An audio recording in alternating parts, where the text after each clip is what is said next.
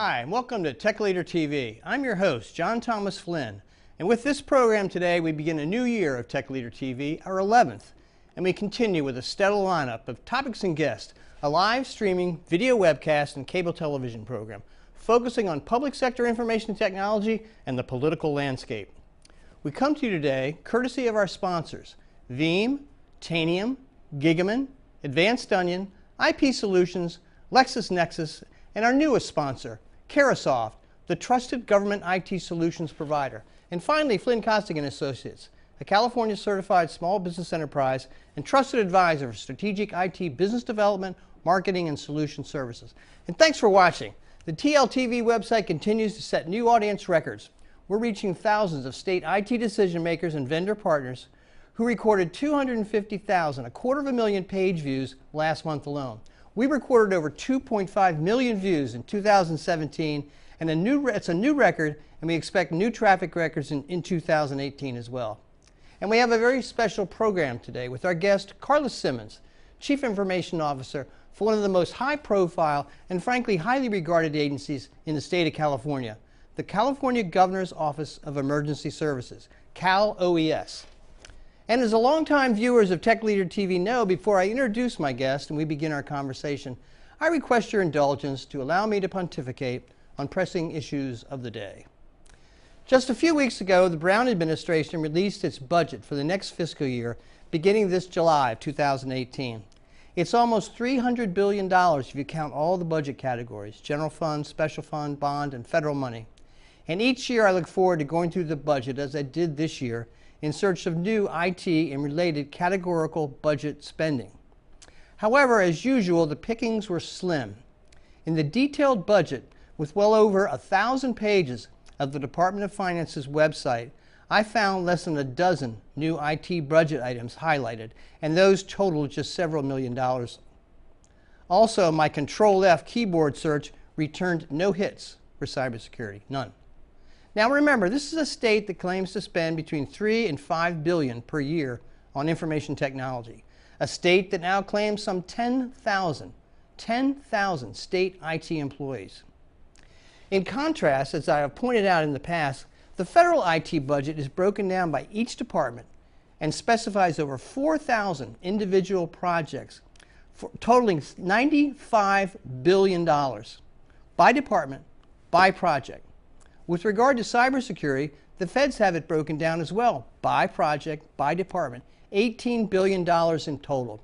Come on, man, why can't California do that? There are literally thousands of personnel in budget departments across state government, plus the agency-level Department of Finance, not to mention some 3,000 computer systems tracking budgets and project spending and payments. But when I was state CIO in the last century, I asked how we knew what the budget was in the first place. And I was told by the notorious Department of Finance that they did a survey of state agencies once a year. You've heard this before. That's right, a survey. Well, fast forward 2 decades, and guess how the state's annual IT spending is calculated? That's right, a survey once a year, now sponsored by the California Department of Technology, upgraded to an Excel spreadsheet. Well, this is all the more justification for an enterprise-level financial system. And Fiscal, the state's $910 million mega project to replace the Department of Finance's legacy CalSTAR system, is intended to address these and many other issues. Well, let's hope so. It's been a challenging project, but it's supposed to be completed this summer. We'll have to wait and see. We'll be watching. As usual on Tech Leader TV, we're going to continue to do our best to keep the spotlight on the state's management of its annual multi-billion-dollar IT investment, whatever it is, and to make government more efficient and more effective and secure. And hopefully we'll have a little fun and keep your interest at the same time. Our motto is simple. As I like to say, California can always do better. Let's begin the journey now with our discussion on technology, government politics, and as I like to say, other unnatural acts. I'll be right back with our guests in just a moment, and we'll begin.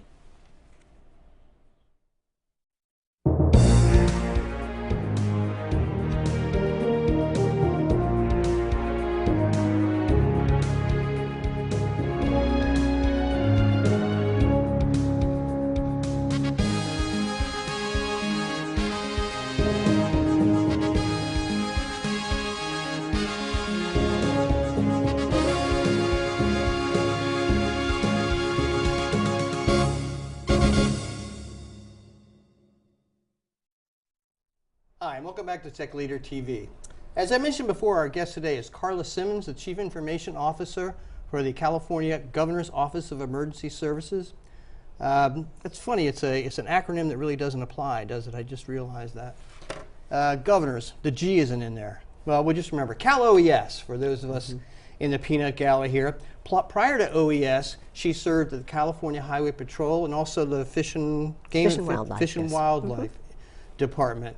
She was also a consultant in the dreaded private sector, as we call it on Tech Leader TV, providing services in project management, systems integration, deployment, and implementation. Well, Carla, welcome to Tech Leader TV. Thank you, John. I appreciate you inviting me. We had your boss on here a little over a year ago, I guess, Mark Gillarducci. Great show, very, very interesting guy.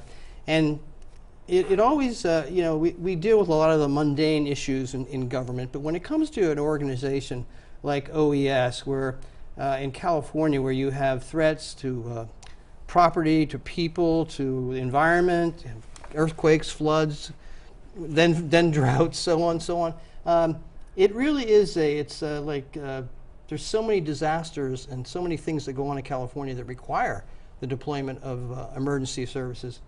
It's really interesting that your organization is out there. And as I mentioned in the monologue, it is one of the most admired departments. I think if you're going to do a list of people that are in the public's estimation as being the best civil servants, I think it would be the emergency workers like you have in your organization. And I would assume that kind of thing permeates the entire organization, makes it a lot easier to get a lot of things done. And we'll talk about that in a minute. But first of all, let's talk about a little bit your background. I mentioned in the opening about your bio, but how did you get to where you are with the state of California?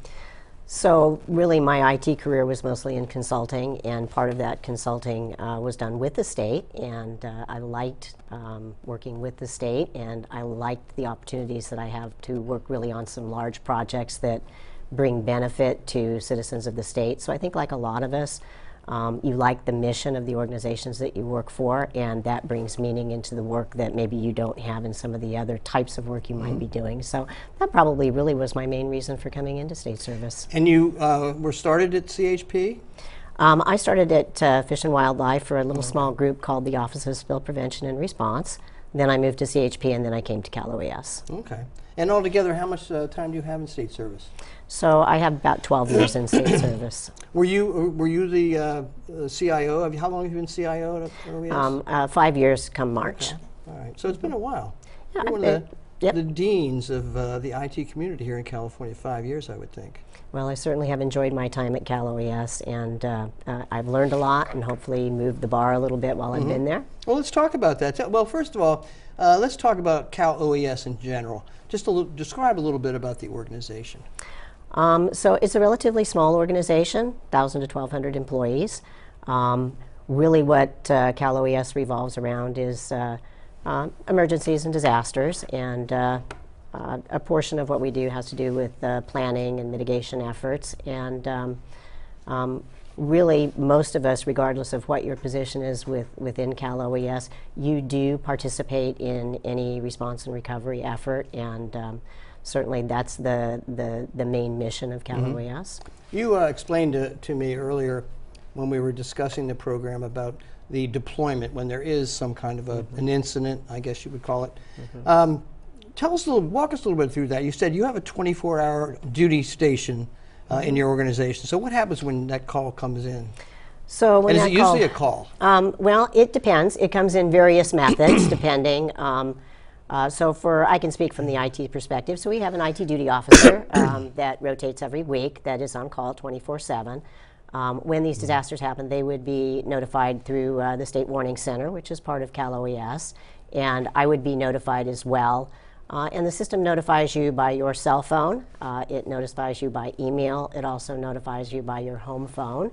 And no getting away from it, huh? No getting away from it. And you are obligated to be available when disasters happen. That's part of what you are going to CalOES for, to be part of that mission. And specifically, these groups that are deployed, how do they assemble? I mean, how does it actually work? Generally, what happens during an activation, which is what we call what happens when we have an emergency event, They have what they call IST teams, incident support teams, and there are 3 of them at CalOES, and they're groupings of 30 to 40 people, all have specific areas. So I, for example, as IT, have IT support people that are on the IST teams, and they're activated, one of those teams is activated or more immediately, and they really start the opening of the State Operations Center or deployments to wherever the disaster may be. And it's organized through the State Operations Center by operations at CalOES. And I'm sure they go out to depending on where the site is, by car or by plane or boats and trains? Or there's a whole group of people that work to transport them and find hotels and accommodations for them. Finance and admin group really does a tremendous job in arranging travel and making sure that all those needs are taken care of. Mm-hmm.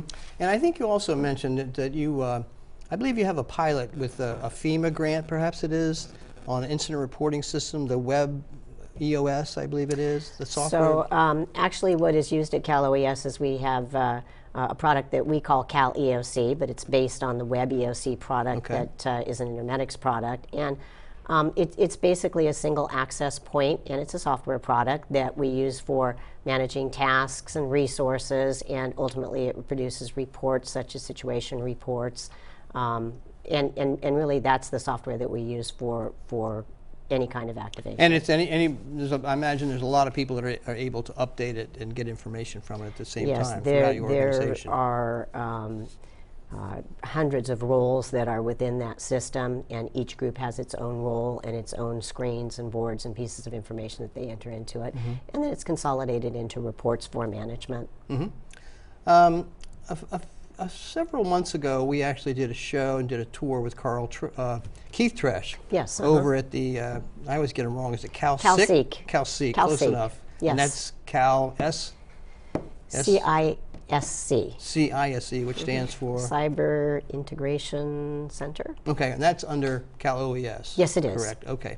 But you just support that, that's not your responsibility. That falls in operations under law enforcement. Okay, and you also have a NOC, don't you? A network, not a network operations center, I should say a security operations center, what do you call it? So part of the CalSeek does encompass a security operations center that they are building and developing and expanding on, and that's part of the CalSeek as well. And I believe, did you say they're expecting to planning one in Southern California as well?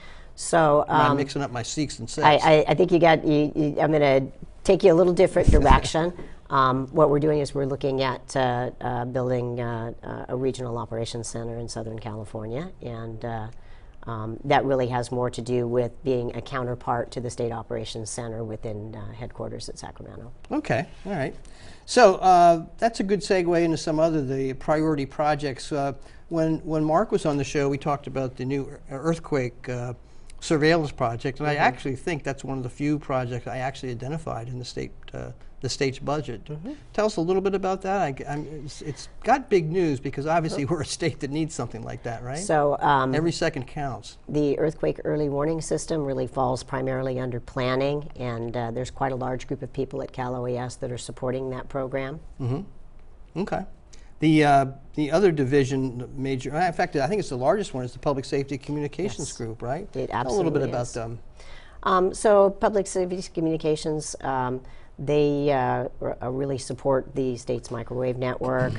They support 911. They support the radio communications, and a very highly technical group that provides a tremendous amount of services to the state of California, to our partner agencies, and really quite a support during emergencies, because they really provide the radios and the support for the radio communications during disasters, as well as the 911 system in the state. And I think we talked, I think there's like 250 or 300 different towers around the state.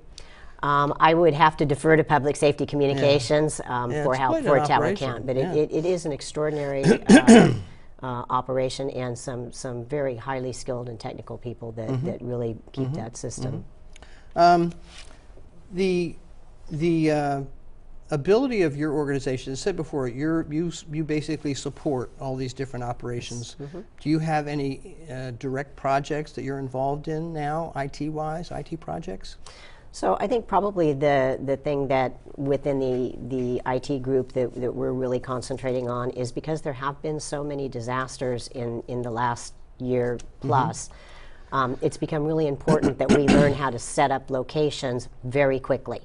Because what happens after the response effort is the recovery effort begins, and they need debris removal centers, local assistance centers, area field offices, and those go up in 1 to 2 weeks. Okay. So what we're working on is trying to create packages and processes that we can provide internet services, printing services, basic compute services very quickly in these locations so that people can start working almost immediately.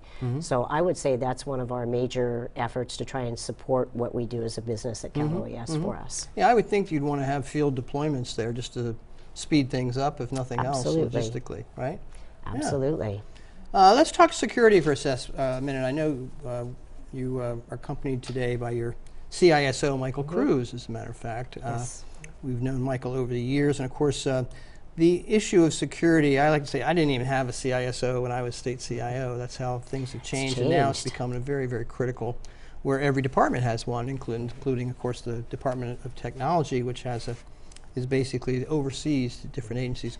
And there's a number of conflicting reports on security. Tell us, from your perspective at CalOES, you basically are responsible for complying with various requirements of the state CISO's office.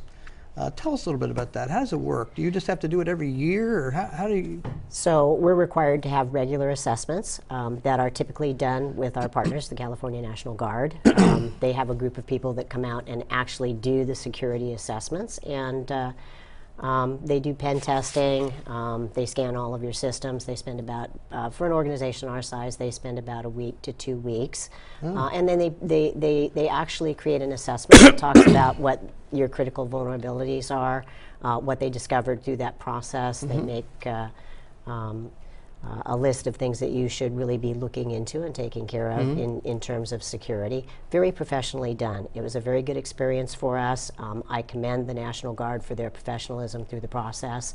It was really very transparent to the rest of the organization when this was going on. Yeah, General Beavers was on the show last month, and it was very enlightening was the process, what he did, because I thought it was just checking papers, but they're actually doing network testing and everything else. It's very thorough. And if I'm not mistaken, you went a step further. Didn't you also have an independent assessment done? We did have Homeland Security do an assessment for us. Federal? Yes, a few years ago. When they first started doing assessments, we were very proactive about participating in having CalOES assessed. We had a very early one from the National Guard. We had one from Homeland Security, and now we've had a second one from the National Guard. So in my time there, we've had 3 assessments. I find them very valuable because they identify things in a very common sense way. They give you a roadmap of things that you need to concentrate on, and they also give you an opportunity to see what improvements you've made since the last assessment. Interesting in that discussion, and we had it with the General as well, and I'm not going to put you on the spot here, but just hypothetically, if one of these assessments is done either by the Department of Technology or the National Guard or the federal DHS, and they come up with a list of recommendations that you make. Recommendations a lot of time mean money. Yes. Hypothetically speaking, what do you recommend? What does the department do when they're faced with that? So I am very fortunate in that the department that I am CIO for, there's a very, very good awareness of the need for security, and I have had very good success within my department because the department director is very aware of security in being supported in the things that we need to do to be secure within CalOES. Well, as a matter of fact, and that's a good segue into this discussion of your CIO governance model, CISO governance model, if you will. We were at a sponsored event. One of our sponsors did an event. In fact, Mark spoke at it. And one of the issues, we had probably 20, I'd say more like 40 or 50 CISOs in the audience. And during the course of the presentations, I said, I'd like to see a show of hands from the department CISOs out there. How many, and then, if there were the 50 or so, I said, how many have had a discussion of security with their department director? And I'm telling you, it was less than 10%. 10%. Can you imagine that? I mean, if I was a CIO, I'd be so concerned about having being awakened in the middle of the night with some crash or a breach or, career is over type stuff. You'd think that would be the most, and it's listed as a priority by every CIO you talk to. How do you get that? And I know I asked this to Mark, but let me ask it to you. How do you get that? How do you get the fact and work with a business department, a business alignment that says, hey, these are really critical things you have to spend money on to be right? How do you make that conversation go? I think one of the things that's really important in a CIO role is to be able to talk to business executives in a language that they understand. If I come to Mark or to our Chief Deputy, Grace Koch, and I say, we need a SIM and we need IDP and we need ADP. What's your acronyms here? Well, that's kind of why I'm using them, is to exemplify if this is the type of thing that I bring to them, I'm probably not going to be very successful in really making a case to them about things that we need and why we need them.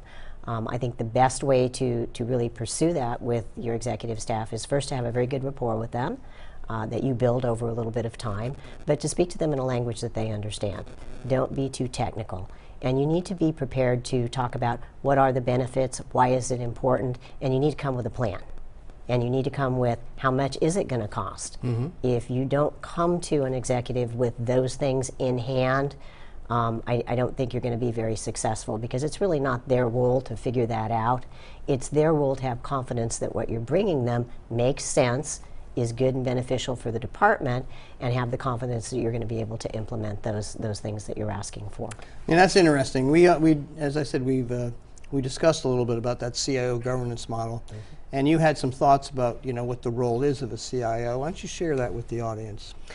Actually, things that they should be and things they shouldn't be, I think was the way you put it. So this is an opinion by Carla, and you learn your role as you come into it, and I think that it's a difficult transition to move from being an operational manager, even an operational manager over a large group of people, into being a CIO.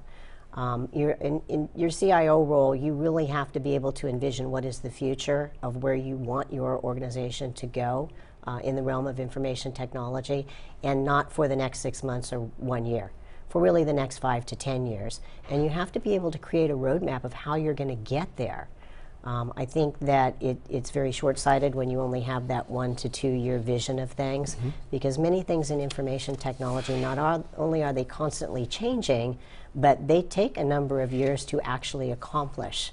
So the other thing that I think is important is you do need to really develop a good relationship with your executive staff that you have to report to and you have to talk to about things that are highly technical. I think you need to build trust and a good rapport. I think you need to deliver on the things that you agree to deliver on. And really, I think you need to develop a skill to be able to explain things in a manner that your executive staff are able to understand. Speaking of that, do you actually have a strategic plan in your department? Yes, we do. It is a very big and important effort in our department. It's available online? Oh yes, absolutely. And it is updated. We all have strategic goals and objectives that we report on a very regular basis. This is a CalOES strategic plan I'm talking about? Okay. Absolutely. And it is a priority for the organization. I believe every employee in the organization participates, has knowledge of that strategic plan, and it is really very important to executive, and I think they've done a very good job in how they've developed that plan. So back to this, the relationship again. We talked about, what is the successful CIO? What's the successful IT project? And so much of it was having an executive champion. I think you certainly have it in your organization. And I think a lot of this, not to take away from any capability or abilities and experiences and expertise, but a lot of it I think has to do with the esprit de corps of your organization, as I mentioned several times now. How does, let's say if you're not in that kind of an environment, if you don't have that kind of esprit de corps, you're a new CIO, how do you build that relationship to have that executive champion in your corner when you need them? So I think it's very important that you demonstrate that you provide value, and I think you have to be proactive. You need to learn about the organization and understand what the needs of the organization are, and then you need to come proactively and say, I see this need for the organization. Here are some solutions that we might be able to help with. If you don't proactively bring those solutions, oftentimes there's not even an awareness that there's a capability to do some of these things.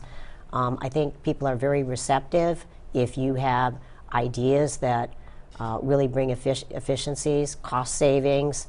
We're not, as a general rule, getting a lot of new staff in most state departments. So it's really important, the efficiencies that you can create using information technology and automated systems. And I've always found that to be very well received in any state department that I've worked in. Mm-hmm. Yeah, because it's difficult a lot of times, especially if you want to make some innovative changes. It's going to cost money. You have to budget it, get a BCP and a FSR and a PAL, whatever it's called these days. It's a very bureaucratic process, but it's a process you have to go through. Exactly. And it's critical to get their support. No sense doing all that paper shuffling if it's not going to come to fruition, correct? It takes time, but I probably am the forever optimist. I believe that if you just invest the time to work through the processes, you will get there. And sometimes what happens along the way is opportunity really presents itself from a specific need that the organization didn't really understand that they had. One of the things I've definitely learned about when we have disasters and emergencies, it is the driver of innovation. You need something in the field, some group of folks that are doing something somewhere need something, and if you can provide that something, people can be extraordinarily innovative in that type of situation. And once you've deployed something in that situation, then it can become something that you actually are using in your organization on a day-to-day basis. Right. You know, if you were, and you as a department CIO, do you call yourselves a department?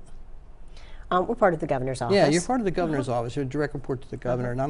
I would say it's a cabinet level agency.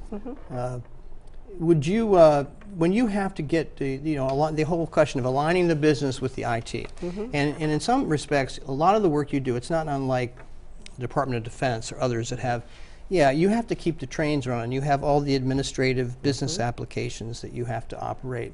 All those things that any department would have. But there's so much other stuff, so much, probably a lot more interesting stuff that's being utilized out in the field by your different operating agencies. So they're the ones that have to come to you to get those kind of cute little new technologies approved.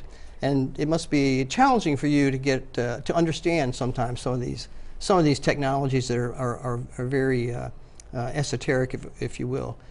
I really think that one of the hallmarks of the group of people that work for me is they are extraordinarily flexible, they are extraordinarily innovative, and they really embrace all the new technology that comes along.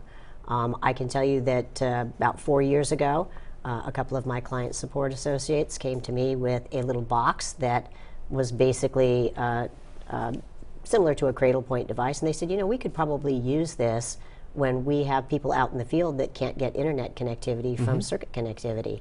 And that little innovation brought about something that we use on a very regular basis. We really encourage that at CalOES. I know our director would tell you, come to me with a good idea and we'll figure out how to make it work. And I think that's one of the hallmarks of CalOES, is the ability to really encourage innovation. And you have to be open to new ideas. Not all of them are going to work. Not all of them really are what we need for the appropriate use, but I really think that's something that is a hallmark of CalOES. Yeah. One of the areas, obviously, we talked about on and off here is about security and the assessments and investigations and all that. Talk a little bit about the relationship, and this is, you can talk about OES, but just your background and experience. There is a number of folks that are of the opinion that the CISO should be independent, shouldn't report up through the CIO's office. I know it does in most of our departments now. What's your feeling about how that works, that process of reporting? Are you talking about within the departments, or are you talking about with Department of Technology? No, I'm talking within the departments? Within a department, or it could be statewide too, either one. I'm just curious about what you would think in that regard. So personally, I really think that it's been advantageous to have our CISO report to IT, because almost everything that is about security is IT related. I think we have a very good partnership, Michael and myself. And we're going to ask him the same question at lunch, Absolutely. I believe, Michael, you'll give the same answer, correct? I think that that's important that you have that partnership, because a CISO that can't really work with the IT organization and make changes and really look at security reports and have that coordination, I think that would be very challenging. I think there's a dual role there, though, because Michael reports not necessarily supervisory type of reporting, but he reports to really many other parts of the organization as well as to CDT. So I think you just have to strike that balance. I do think, though, that having your ISO report to the CIO, for me, I think that's a good partnership. Yeah, you know, I concur and have for the last few years, although I must say in the last several years I've certainly listened to the argument for the other side, particularly in the private sector where we were discussing a number of, you see CIOs and CISOs lose their jobs after some of these major breaches around the country. And one of the facts or findings that came out of that issue was the importance of not only the executives but the board of directors. The board of directors, who have a fiduciary responsibility, if they don't know the name of their CISO, they're in danger of losing that fiduciary trust. That's how critical it has to be. I mean, you're talking about businesses shutting down for days, weeks, months at a time, and billions of dollars are in jeopardy. So it's an interesting argument that hasn't really finished itself out, I don't think. But for now in government, I concur. I think it should go up through the CIO. But when I asked that same question at the conference, you know, with the CISOs, it was an interesting reaction to it. A lot of people feel it should be independent. So I think you could make a definite argument one way or the other. Right. I think what is a little different for CalOES is we do have that opportunity to have really strong executive support and executive interest in what we're doing, and so we do have that partnership with executive as well as the coordination that needs to happen within your basic infrastructure types of services to really ensure that we do have good security internally. Well, when you got an organization or a department that has emergency in its name, it helps, I think, with some of the things you're really trying to do, some of the arguments you're trying to make that are frustrate a lot of the, not only CISOs, but CIOs around the state that can't seem to get that executive champion that you really need to be successful, and that can be very depressing. I know I've been in both shoes, so I know what it's like, as I'm sure you have probably. At least you've seen it, if not experienced it. Like I say, I just am so grateful that I work for an organization where you know, they do really have a strong interest in security and a strong interest in information technology, because it does support almost everything that they do as an organization. One of the things that I was shocked to learn when we spoke with General Beavers a month or so ago, we talked about attracting talent. And I said, where do you get these folks to do these security assessments? I just assumed they contracted most of it out. He said, no, we get it in-house. We have some, and he told me, you know, like we're actually working on a story. It's not your father's National Guard anymore. It's really changed, and some of these people, you know, they don't just deploy for a couple of weeks, though they do sometimes, but some of them have regular jobs there, and that's where he's pulling these talent from. And he can go out and say, hey, you want a part-time job at the library, you want to catch bad guys and crooks and defend the country, etc., and help people, and it's a good pitch. Now, how are you finding the ability to find good talent these days? I think what's very helpful to us is people are very invested in the mission of CalOES. That attracts really people that are interested in what we do at CalOES. I think the fact that it really is a lot of new technology and interesting things just because of the things that we do for emergencies, that attracts a pretty high level of technician that wants to get in and do that kind of work. We try really hard to develop good team environments for folks and encourage them to stay with us. We certainly have a very ambitious training and support structure for people that come into CalOES, not only for IT and the technical pieces of their job, but also they have quite an extensive training track for emergency management, because all of us at one time or another are called to fill those roles for the department. That's fascinating. Yeah, that's very nice. So it's are you hiring right now? Do you have any open spaces? We do. I think information technology, you usually have openings. I think what's really driving our openings right now We are in a pretty major response mode at CalOES and have had an extensive influx of staff to support that response effort. And we have grown a little bit as well to support the various locations that are outside of our normal building structure, along with the influx of staff that supports that. They all need IT services. So we are definitely expanding and hiring folks for those Okay, types so go to this state website, they can find well, as soon as the reclassification for IT positions is out on the state website, I believe it's gone out soon, maybe right? this week, but it's coming very soon, and we do have positions out there, yes, absolutely. Okay. Vendors. How do you work with vendors? How do you recommend they work with you? I think we have a really outstanding vendor community that works with us. We endeavor to develop good relationships with them and long-term relationships so that they know a little bit about our organization and what our needs are, because sometimes they come to us and recommend things that are very helpful to us that we're maybe not aware of.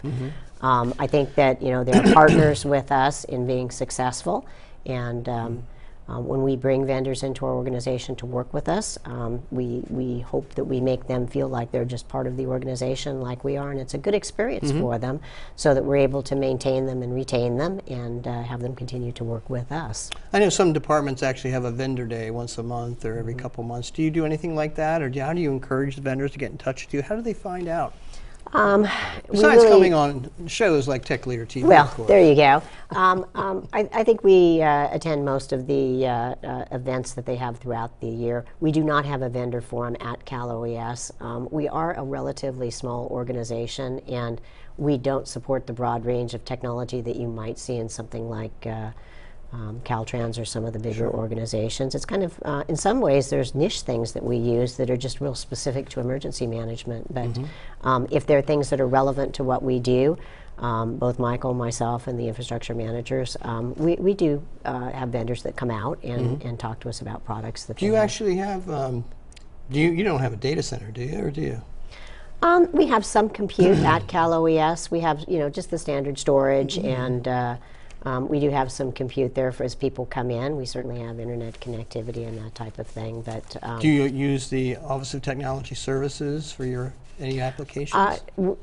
We really only have very small business applications. I mean, CalOES is very, very small.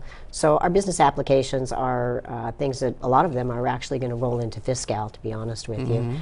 We certainly do use some cloud services through Department of Technology. We're on the CGN network. So yes, we do use their services, but again, more of our services and things that we do revolve around things that we do outside of the headquarters and the main business locations. Okay, you mentioned Fiscal. When are you scheduled to, are you in the next wave, so I believe to speak? we are, and I know we're actively working with Fiscal. We've gone through several waves of training.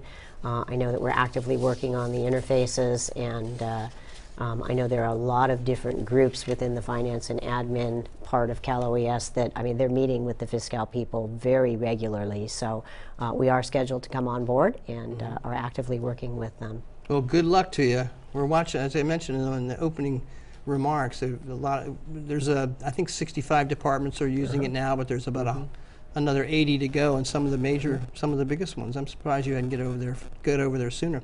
Beavers was telling us that they got on. It was a bit of an excruciating experience, but he had a lot of good things to say about the final implementation and the strong support they got from the Fiscal project team. So it'll be interesting to see how that rolls out in the next, I guess, July, I believe it's supposed to be out. Yes, coming soon. I do know that the Fiscal team is certainly been at CalOES and supported us pretty extensively during the time that we've been coming through the onboarding process. So I think anytime you move to a new system, it's very challenging. I think that's really, change is hard for people. Yeah. Well, in your career, have you been here over a dozen years or so? You've seen some major projects. Yes, I have. And you've also probably seen, or not, maybe not overseen them, but some IT project failures. What do you think is the reason there's so many big projects, have so many problems here? And not just in California, but just big projects in general, particularly in the public sector. We see some, some real debacles. I think the complexity of what they're trying to address in some of these very large systems is just very challenging. And I agree with you. You certainly see through state governments, through federal governments, there's just a real challenge in creating these very complex systems that support very complex business rules.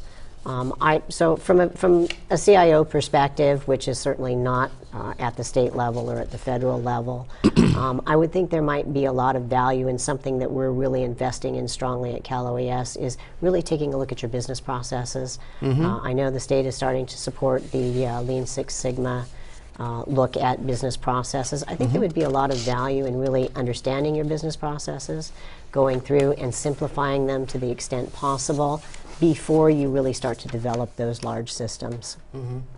Well, and certainly, I think we mentioned it before, an executive champion that's supporting these major projects is sometimes indispensable. Absolutely. And frankly, a lot of times, particularly on a project that's going awry, shall we say, you see a lot of people jumping ship and getting out, particularly at the executive sponsorship level. So that's always a sign that there's going to be trouble. But anyway, certainly Fiscal is one of the largest, if not the largest IT project I've seen here in 20 years. So, and as I said, I was hoping for it when I was CIO. That's how strong the problem was, and how difficult when you can't even understand what the IT budget is, and it's supposed to be billions of dollars, and you have to do a survey. That's not enterprise. Sixth, seventh largest economy in the world, government. They need to have a world-class financial system to be able to operate, not just for the people within government, but obviously to make it available to the citizens, which is something that you probably, I don't know, do you have a public-facing side to OES in terms of access to data and things like that, or what are you doing social network-wise over at CalOES? We have quite an extensive public information group, and they really keep things very current as far as information on disasters. They are producing videos on a regular basis for every disaster that we're involved with, just putting out information. There's a tremendous amount of social media that comes from CalOES. I think of the departments that I'm personally aware of, I think we really do a very good job with managing social media. And well, we'll have to get out on your website and check it out. Take a look. Okay. Well, listen, that's about all the time we have. We're going to discuss some of these more provocative issues in a few minutes with our guests and sponsors. That concludes our program today. Thank you for watching. As you know, we love suggestions on future speakers and topics, etc. So give us an email or contact us. Let us know. Special thanks to our guest, Carla Simmons. Very interesting. It's always nice to have a department on here that's, you know, as I said before, in the public mind is given such high regard. And certainly I think we'll get that from our folks here today. And finally, I just want to mention to everybody, our next guest is Maribel Batcher. She's the Secretary of the Government Operations Agency. She'll be joining us on February 22nd, just in 3 weeks. And finally, check out our website. We've got something interesting planned late spring. It's called the Sacramento Drone Symposium. You probably use drones. I'm sure you do in emergency services. We're looking to have sponsoring departments and sponsors from the private sector, put something together to focus more on government than just the commercial aspects to it. And certainly with, I'm not saying dozens, there's probably 30 or 40 different departments of the state that are actually using drones in one way or another. So fine, thank you very much. We'll see you next time. Bye-bye. Thank you, John. Thank you.